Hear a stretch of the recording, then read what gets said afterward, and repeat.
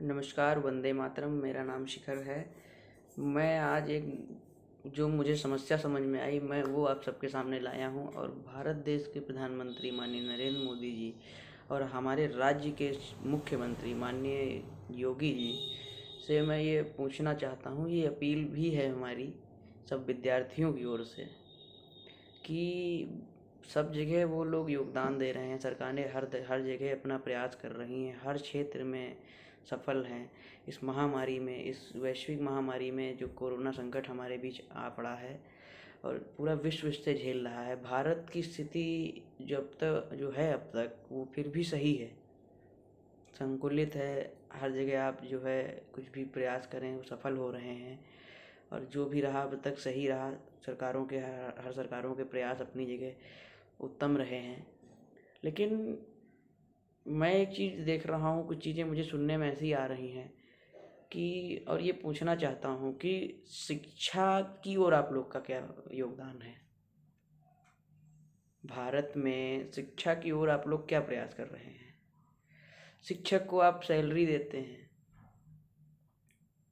जो हमें पढ़ाते हैं अध्यापक, उनको आप सैलरी देते हो 70,000, 80,000, 1,00,000, 60,000, जो भी सैलरियाँ देते हो, कम तो नहीं देते। लेकिन क्या वो हमें उसी जिम्मेदारियों से पढ़ा रहे हैं? नहीं पढ़ा रहे हैं। कहीं से भी टीचर उठा के कॉलेज में रख दिए जाते हैं, कहीं से भी कोई चीज़ हो जाती है, कोई वेरिफिकेशन नहीं है। जो बच्चे झेल रहे हैं वो भी बात नहीं उठा पाते हैं। कारण क्या है कि उन पर ऐसा दबाव है, उन्हें डर लगता है कि उन्हें मार्क्स नहीं दिए जाएंगे, उन्हें कॉलेज की ओर से या यूनिवर्सिटी की ओर से प्रेशर डाला जाएगा। वो अपनी बात नहीं रख पाते हैं। जो जो उन्हें कहा जाता है वो गाइडलाइन और ओबे करते हैं और उनके पेरेंट्स भी मजबूर हैं। स्कूल हो, कॉलेज हो, यूनिवर्सिटीज़ हो, सब जगह वही हाल है।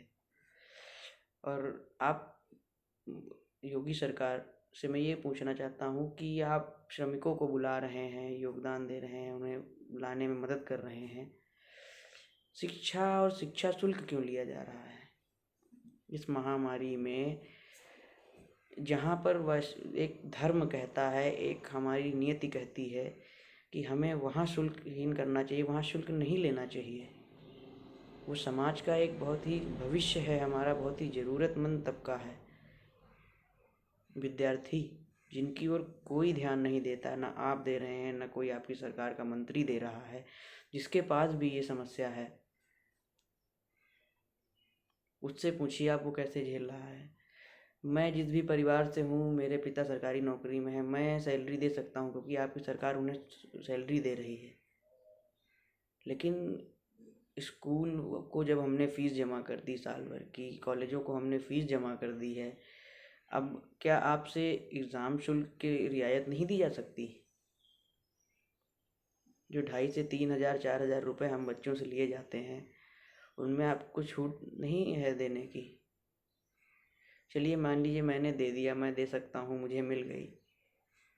लेकिन हर परिवार, हर वर्ग इतना सक्षम नहीं है। हाल ही में एक बात नज़र आई मुझे कि एक बच्चा कहता है कि साहब मेरे पिताजी की राशन की दुकान है, ट्रेडिंग की दुकान है। वे सब कहते हैं कि 1 महीने 1.5 महीने से सब बंद पड़ा है, कुछ खुल नहीं रहा है, कुछ ढंग से काम नहीं हो रहा है, जैसे तैसे खाना दाल पानी आटा चल रहा है घर में।